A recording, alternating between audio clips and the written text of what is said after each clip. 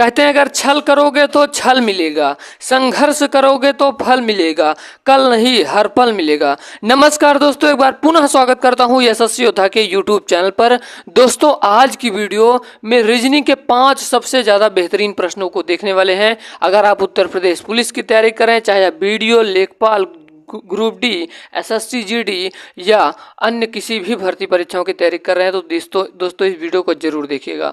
और हमारा उद्देश्य दोस्तों इस वीडियो को बनाने का मकसद ये है दोस्तों कि जितने भी मेरे प्यारे प्यारे विद्यार्थियों को रीजनिंग में दिक्कत होता है दोस्तों, हम इतना प्रैक्टिस करवा देंगे उनको किसी भी चैप्टर से दिक्कत ना हो। और आप लोगों से एक रिक्वेस्ट करते हैं दोस्तों, इस वीडियो को शेयर जरूर करिएगा अपने दोस्तों के साथ, क्योंकि उनको भी फायदा मिल सके। तो चलिए दोस्तों बिना किसी देरी के हम लोग वीडियो को शुरू करते हैं, अपने प्रश्नों को करना शुरू करते हैं। पहला प्रश्न देखिए दोस्तों ये है, और दोस्तों हम आसानी से करना आप लोगों को दिखाएंगे किस प्रकार से प्रश्न किए जाते हैं।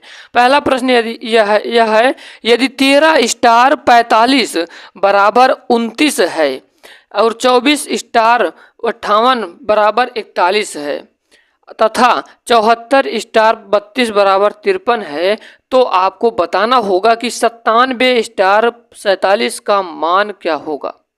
दोस्तों ये प्रश्न को देखकर थोड़ा सा हड़बड़ाहट अंदर आ रही होगी कि इस प्रश्न को हम कैसे करेंगे सर, मेरे को तो कुछ समझ में नहीं आ रहा है।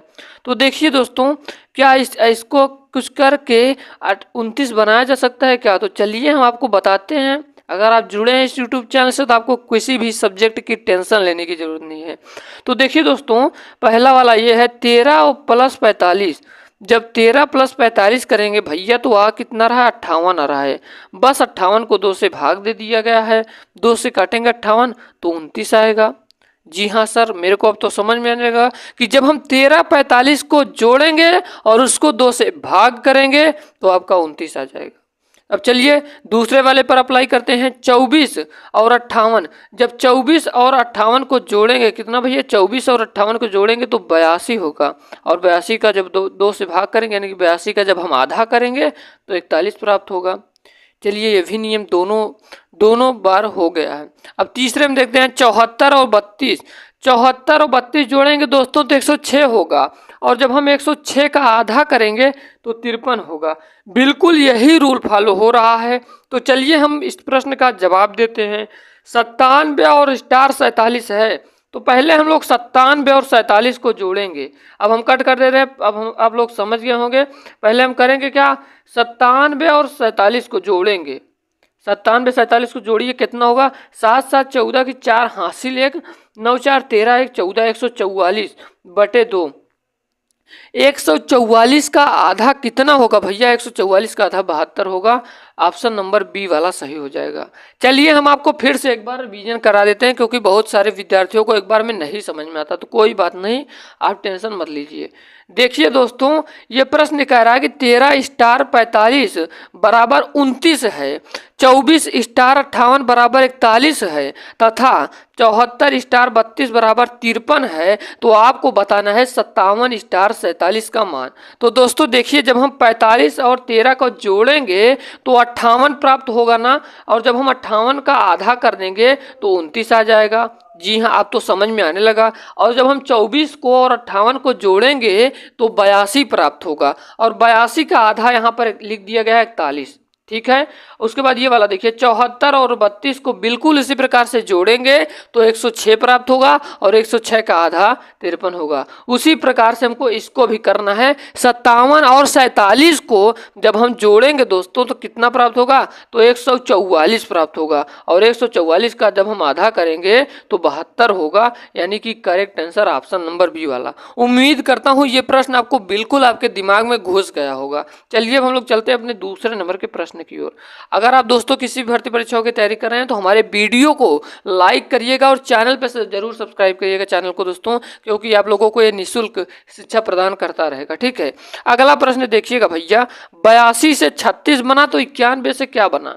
पहली चीज, जब इस प्रकार के प्रश्न आ जाए तो आपको कुछ करना नहीं है, आपको केवल देखते ही इसको आंसर बताना। देखिए, जब हम 8 में से जब 2 जाएगा, 8 है और 2 है, जब हम 8 में से 2 जाएगा तो कितना बचेगा 6, और जब हम 6 का स्क्वायर कर देंगे तो कितना होगा 36 हो जाएगा। यही चीज बिल्कुल यहाँ पर लिखा है, यही आपको समझना रहता है।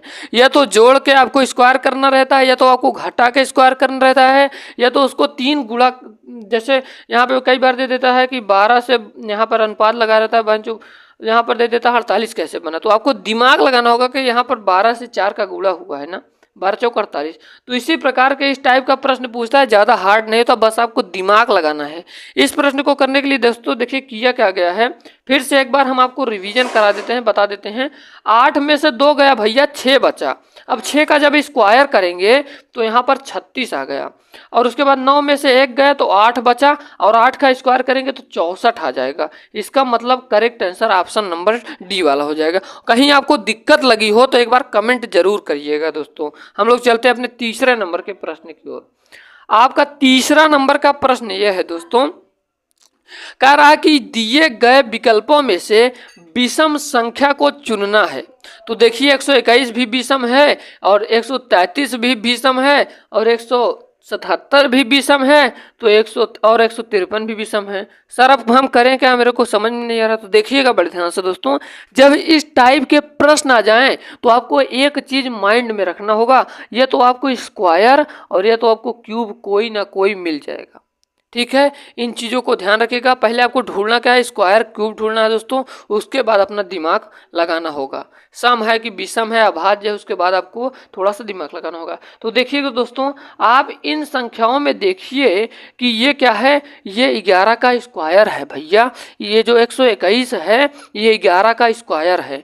11 स्क्वायर मतलब 11 का स्क्वायर मतलब क्या होता है दोस्तों, 11 का वर्ग है। 11 का जब 11 से गुणा करेंगे तो 121 प्राप्त होगा। ठीक है, और बाकी ये संख्याएं ना तो किसी का वर्ग है और ना ही किसी का घन है। इसका मतलब सर समझ में आ गया। इसका मतलब दोस्तों correct answer option number A वाला हो जाएगा। क्यों होगा, क्योंकि यह 11 का वर्ग है, बाकी ना तो कोई वर्ग है और ना ही कोई घन है, यानी कि क्यूब है। उम्मीद करता हूं ये 3 नंबर का प्रश्न भी समझ में आया होगा। चलिए दोस्तों, अब हम लोग चलते हैं अपने चौथे नंबर के प्रश्न की ओर। हम बार बार कह रहे हैं, अगर आपको कहीं भी डाउट लगे तो आप कमेंट बॉक्स में जरूर बताइए कि सर मेरे को ये वाला प्रश्न नहीं समझ में आया, फिर से समझाइए, तो हम आपको अगली वीडियो में समझाएंगे। चलिए हम लोग चलते हैं अपने अगले प्रश्न की ओर। आपका अगला प्रश्न आपकी स्क्रीन के सामने है। तो अब हम लोग देखते हैं 4 नंबर के प्रश्न की ओर दोस्तों।